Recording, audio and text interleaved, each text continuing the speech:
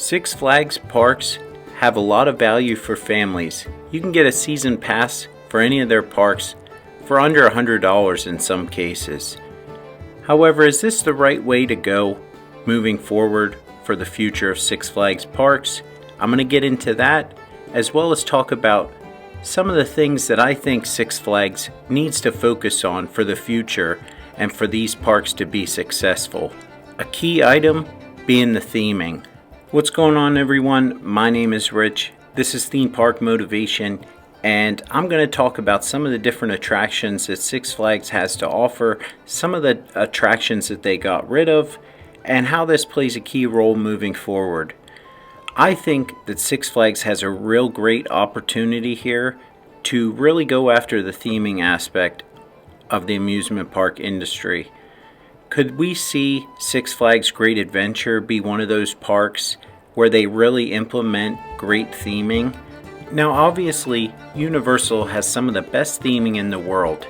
I'm not expecting this kind of theming at a Six Flags park, but what I am expecting is when you go to a Six Flags park, what kind of theming are you getting? And one thing about Universal is they always seem to stay very relevant. If a ride has no relevance to any of the movies or anything that's going on, they seem to get rid of it. Obviously, Jurassic Park has been very relevant as of recent years, along with Spider-Man and all of the different Harry Potter theming. There's a brand new Superman movie coming in 2025, and I think Six Flags has a golden opportunity to really reap the benefits and use this character to the fullest. Superman has always been one of the most popular superheroes of all time, along with Batman and numerous other characters. But I still see Six Flags using characters that are very irrelevant, ones that didn't even really do that well at the box office. I would really love to hear what everyone else thinks. Make sure to comment below and give me your thoughts on great theming. What do you think Six Flags needs to do to give us the best possible theming within a budget that Six Flags can afford? Another thing Universal does very well is they offer quite a few different choices for hotels in all different budget ranges, which is something that Cedar Fair has done for years. When you look at Cedar Point and all of their different hotel choices, I would like to see this at Six Flags Great Adventure. When you look at some of the different coasters that these Six Flags parks got rid of over this past year, they all have one thing in common: very poor theming. Probably the most notable coaster is Green Lantern. Green Lantern was a subpar movie, and this coaster was a subpar themed coaster. It had pretty much no theming whatsoever, and I really think that Six Flags moving forward really needs to improve on this. I mean, Green Lantern literally looks like a parking lot coaster. Now, King Ka, I can't really speak on much of the theming with King Ka. It was just all about the upkeep. They didn't seem to upkeep any of the theming with this coaster. But I really think moving forward, they really need to have some DC theming with this brand new launch coaster for 2026. We're starting to see great theming at different parks all around the country. Some of these parks are starting to realize that theming plays a huge role in whether or not families come to visit your park or not. Families go to these parks and they spend a lot of money. You can't expect a family to go to a park and pay top dollar for a turd product. When I look at other parks that don't have the budget of a Universal or Disney park, there's a few notable parks that do a phenomenal job with the budget that they have. One of them being Holiday World in Santa Claus, Indiana. They have a new coaster there. It's called Good Gravy, and this coaster has some phenomenal theming.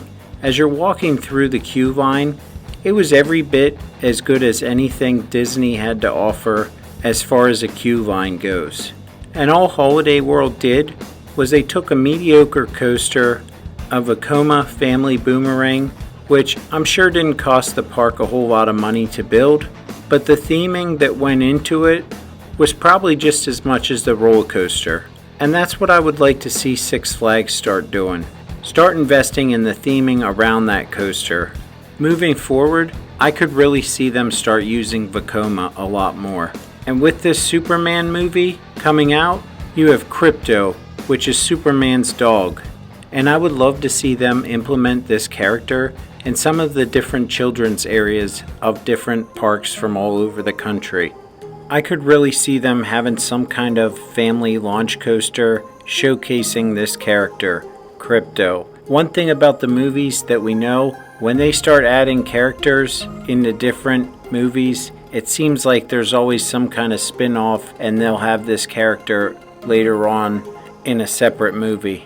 One park that I think is due for a new Superman coaster would be Six Flags Magic Mountain.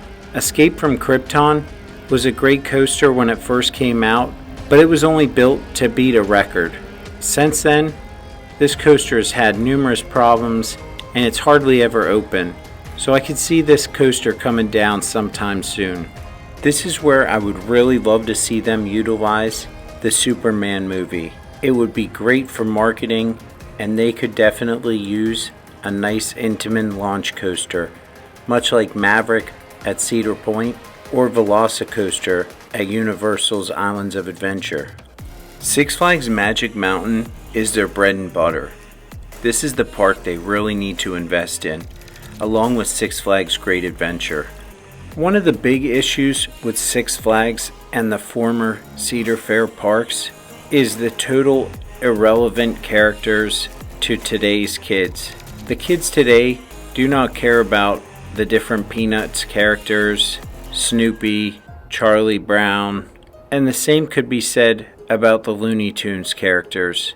Now, I'm no marketing genius here. Doesn't it make more sense to bring in a character like Bluey or some of these other shows that these kids absolutely love? Because in the grand scheme of things, these kids are the ones going up to their parents and saying, I just have to go and ride this new Bluey ride at Six Flags. A great example of this would be my own daughter. She wanted to go down to Florida just to go to Peppa Pig theme park so that she could ride the Daddy Pig coaster. Now, this coaster was such a mediocre coaster, and I think when she got off of it, she was highly disappointed, but at least we went there and she got to enjoy the park and the characters. And all I'm saying is, she saw an advertisement for Peppa Pig theme park and she just had to go there.